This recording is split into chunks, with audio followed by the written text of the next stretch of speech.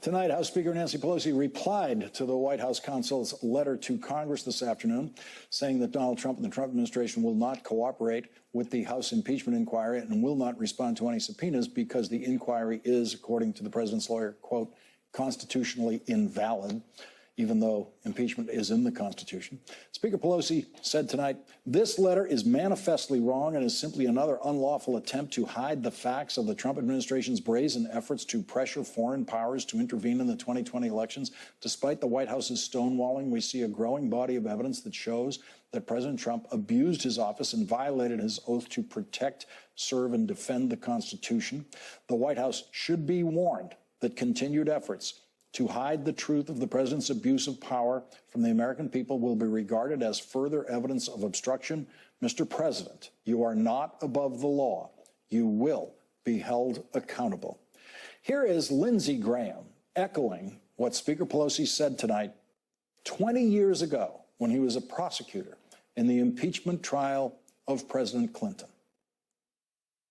When asked for information, Richard Nixon chose not to comply, and the Congress back in that time said, you're taking impeachment away from us. You're becoming the judge and jury. It is not your job to tell us what we need. It is your job to comply with the things we need to provide oversight over you. The day Richard Nixon failed to answer that subpoena is the day that he was subject to impeachment because he took the power from Congress over the impeachment process away from Congress, and he became the judge and jury.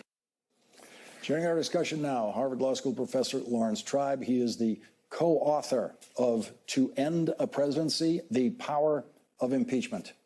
And Professor Treibe, it's an 8-page letter. It's very odd. It actually cites a couple of cases, but it also includes references to the unemployment rate and what a great job Donald Trump is doing as president of the United States. There's the re-election paragraphs in that letter, and it has the air of a legal letter. But what's your reading of it? Well, it's obviously a political document. The legal analysis is vacuous. The cases that it cites are completely irrelevant. It's citing cases from the 1950s in which witnesses before Congress who were being hounded by the likes of Joseph McCarthy were denied their rights and were convicted in violation of their rights.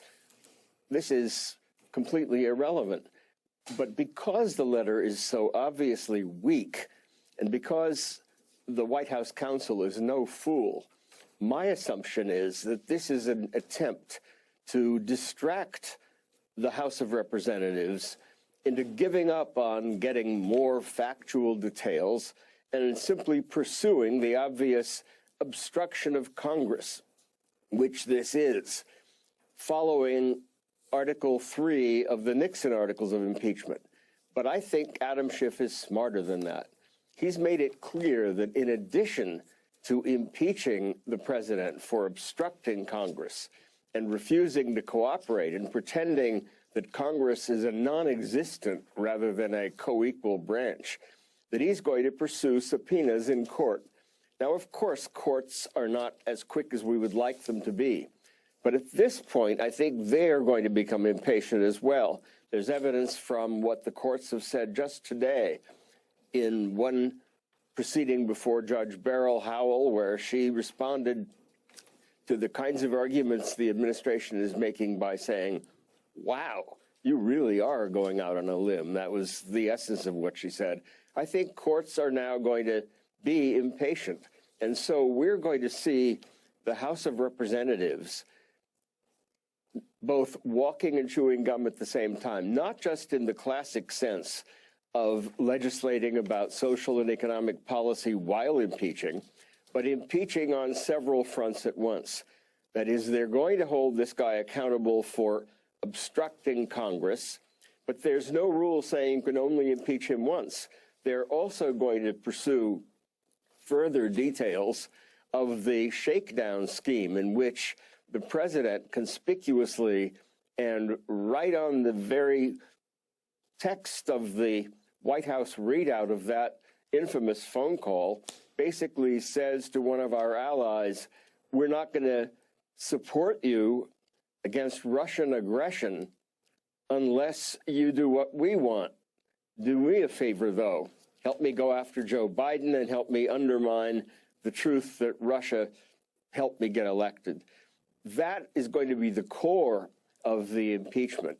The impeachment is not going to get distracted by what an awful lot of Americans don't care about, and that is process. It's going to go after the substance of how this president has betrayed his oath and used his foreign policy and military powers for his own benefit. And while doing that, with whatever information the courts help us get, the House of Representatives is also in a position to say this kind of stonewalling, as exemplified by this puerile letter, will not stand and is itself an impeachable offense. One of the big things that the letter relies on is the precedent in previous impeachment processes where the House of Representatives as a group voted to basically authorize the beginning of an impeachment inquiry. That hasn't happened here, and so the White House counsel is saying that alone means this is not a real impeachment inquiry and it is not a constitutional impeachment inquiry. Well, I think they realize that that's a ridiculous argument because the rules of the House of Representatives, which at one time did assume that there had to be a vote of the entire House to authorize the inquiry, have since been changed. That's why the letter doesn't really lean on that thin reed, but instead makes these other arguments about how the president is not being given a fair chance to defend himself in the House of Representatives. Of course, you get a chance to defend yourself in the trial, which, as I understand it, and as the Constitution says, is in the Senate. Now, if they would rather have the trial in the House of Representatives, I'm sure Nancy Pelosi would gladly oblige, but I doubt that that's what the president wants. This is an investigatory and prosecutorial step. The trial, for the president's benefit, if he hasn't read that part of the Constitution, is in the Senate.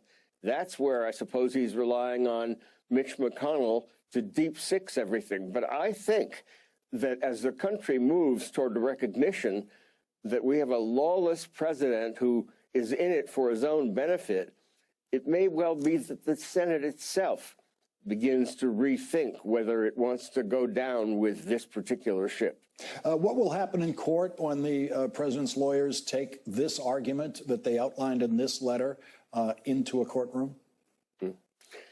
Well, I think judges will be incredulous, and I think that's true of judges appointed by any president.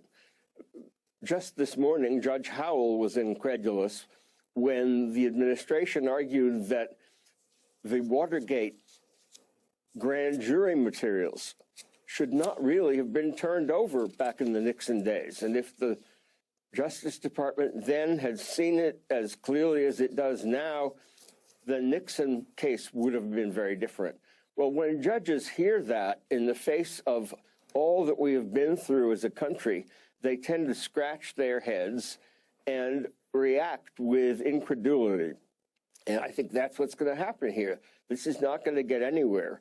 And I think that the courts will rebuff this attempt to put the president completely above the law. They say he can't be indicted, but now they're basically saying he can't be impeached either. And in the district court, they argued in the Southern District that he can't be investigated. Well, that's not why we fought a revolution. He's not above the law, and he will learn his lesson. Professor Laurence Treibe, thank you very much for joining us tonight. I really you. appreciate it. Thank you. Thanks for checking out our YouTube channel. Subscribe by clicking on the button below for more from The Last Word and the rest of MSNBC.